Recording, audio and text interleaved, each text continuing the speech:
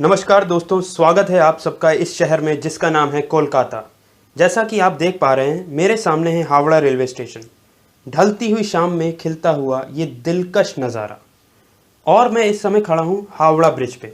ये हावड़ा ब्रिज, जिसे हम रबीन सेतु के नाम से भी जानते हैं, इसका निर्माण 1936 से लेकर 1942 के बीच किया गया और इसे 3 फरवरी 1943 को खोला गया। आइए आपको इससे और परिचित कराते हैं। ये ब्रिज दो शहरों को जोड़ता है। इस तरफ है हावड़ा और उस तरफ है कोलकाता। इस ब्रिज की खास बात है कि इस ब्रिज के बीच में कोई सपोर्ट नहीं है, सिर्फ आगे और पीछे। बीच में एकदम खुला रास्ता है। वो जहाज, जैसा कि आप देख पा रहे हैं, आराम से इस ब्रिज के नीचे से निकल पाता है। तो दोस्तों, आपको हमारे साथ गाइड टू सिटी के साथ लेकर चलते हैं कोलकाता के सफर पे। कोलकाता, जो कि राजधानी है भारत के राज्य पश्चिम बंगाल की। हुगली नदी के किनारे पे बसा ये अनोखा शहर, जहां मौजूद है हिंदुस्तान का ऐतिहासिक और पुराना बंदरगाह। मुगल बादशाह औरंगजेब के अंग्रेजों को पूर्वी हिंदुस्तान में व्यापार करने की अनुमति देने के पश्चात इस बंदरगाह की नींव रखी ब्रिटिश ईस्ट इंडिया कंपनी ने। ये शहर, जो कि आज कोलकाता के नाम से जाना जाता है, उभरा है 3 गांवों को मिलाकर, जिनके नाम हैं कालीकता, गोविंदपुर और सुतानुती।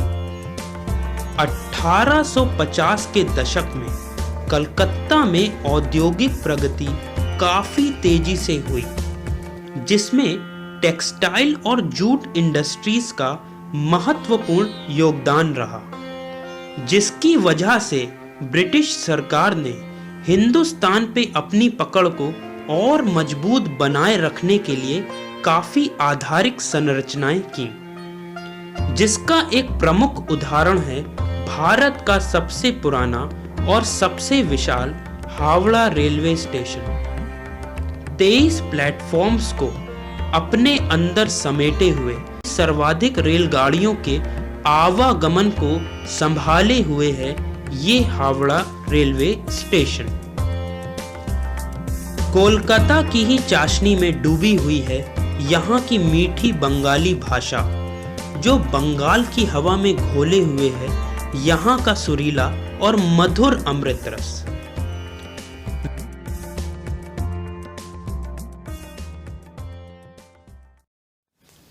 हम खड़े हैं टीपू सुल्तान मॉस्क पे। ये मॉस्क 1832 में बनवाया गया था। ये मॉस्क सेंट्रल कोलकाता में बिलोंग करता है, एस्प्लैनेड के पास। टीपू सुल्तान के सबसे छोटे बेटे शहजादे गुलाम मोहम्मद ने इसका निर्माण करवाया था।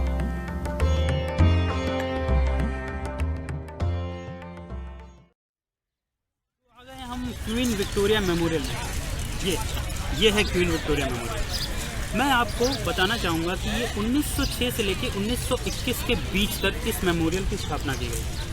अब ये मेमोरियल क्यों बनाया गया? ये मेमोरियल इसलिए बनाया गया जिससे कि क्वीन विक्टोरिया राज किया इस देश में, उनके इस राज को सेलिब्रेट करने के लिए लॉर्ड कर्जन ने इसकी स्थापना करवाई। आप अगर देख सकते हैं, ये पूरा का पूरा कैंपस 64 एकड़ ऑफ लैंड में फैला हुआ है। और आपको एक इंटरेस्टिंग बात बताना चाहूँगा कि जैसे आप देखते हैं कि ये दूध की तरह सफ़ेद मार्बल से बने हुए हैं। ये मार्बल्स कहाँ से आए? ये मार्बल राजस्थान से आए। आप देख सकते हैं कि लोग यहाँ पर आते हैं, एंजॉय करते हैं। बगल में ही आपकी झील है। विक्टोरिया मेमोरियल करीब 338 फीट बाई 228 फीट और करीब 184 फीट ऊंचा है। इसका निर्माण मकराना मार्बल से किया गया है, जिनका खनन राजस्थान के नगर मकराना में किया जाता था। ताजमहल का निर्माण भी इन्हीं मकराना मार्बल से ही किया गया था। विक्टोरिया मेमोरियल के वास्तुकार यानी आर्किटेक्ट थे मिस्टर विलियम इमर्सन, जो कि royal institute of British architects के प्रेसिडेंट थे। आप विक्टोरिया मेमोरियल के अंदर काफी सारी गैलरी से परिचित होते हैं, जिनमें कि the royal gallery, the national leaders gallery, the portrait gallery, the sculpture gallery और the arms and armoury gallery शामिल हैं। Saint Paul cathedral Gothic architecture पे बना हुआ एक एंग्लिकन कैथीड्रल है। इस कैथीड्रल की आधारशिला सन 1839 में रखी गई थी और इसका निर्माण सन 1847 में समाप्त हुआ। इसे कोलकाता का सबसे बड़ा और ब्रिटिश साम्राज्य का सबसे पहला विदेशी क्षेत्र पर बना हुआ कैथीड्रल माना जाता है।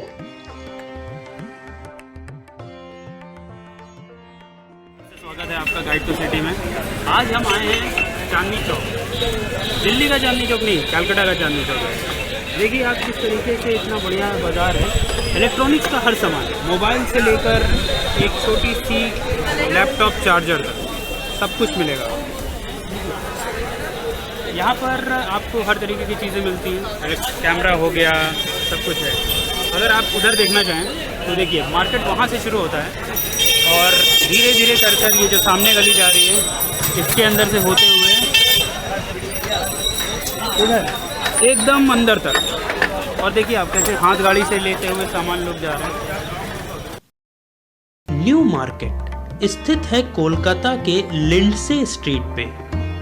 आजकल के एयर कंडीशन शॉपिंग मॉल्स के प्रचलन में होने के बावजूद न्यू मार्केट में कोलकाता की खुशबू के बीच खरीदारी करने का आनंद ही कुछ और है। बर्तन की दुकान हो या कपड़े की, फूलों का गुलदस्ता लेना हो या कोलकाता के खाने का स्वाद चखना हो, न्यू मार्केट आपको कोलकाता की हर विशेषता से रूबरू कराता है। यहाँ पे मिलने वाला लोकल चीज भी काफी प्रसिद्ध है। न्यू मार्केट को सर स्टुअर्ट हॉग मार्केट के नाम से भी जाना जाता है, जो कि ब्रिटिश राज में कलकत्ता कॉरपोरेशन के चेयरमैन थे, जिन्होंने इस मार्केट को बनाने में महत्वपूर्ण योगदान निभाया था।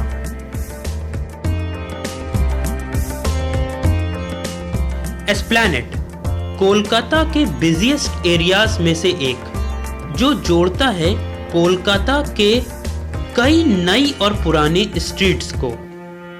सन 1984 में भारत की पहली अंडरग्राउंड रेलवे सेवा शुरू की गई थी टॉलीगंज से एस्प्लैनेड के ही बीच। धर्मतोला से लेकर हुगली नदी के चांदपाल घाट तक दौड़ता हुआ ये एस्प्लैनेड गवाह बनता है रोज लाखों कोलकाता वासियों का, जो सुबह से लेकर रात तक इसको चकाचौंध करते रहते हैं।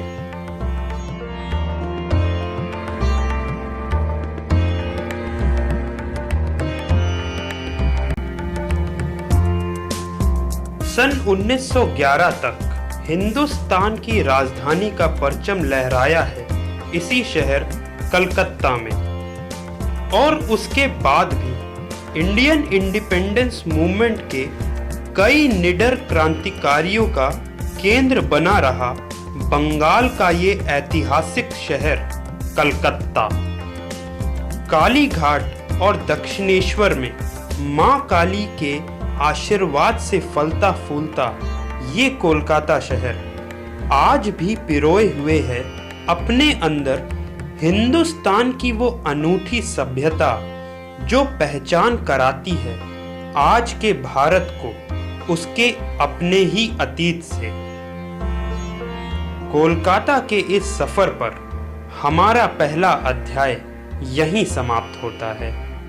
कोलकाता को और करीब से जानने के लिए और इसके रंग में सराबोर होने के लिए जुड़े रहिए हमारे साथ। इस श्रृंखला की अगली कड़ी देखने के लिए और हमारे साथ ऐसी ही कई अन्य दिलचस्प यात्राओं पे चलने के लिए सब्सक्राइब करिए हमारा YouTube channel guide to city और विजिट करिए हमारी वेबसाइट www.guidetocity.com। www.guidetocity.com। धन्यवाद।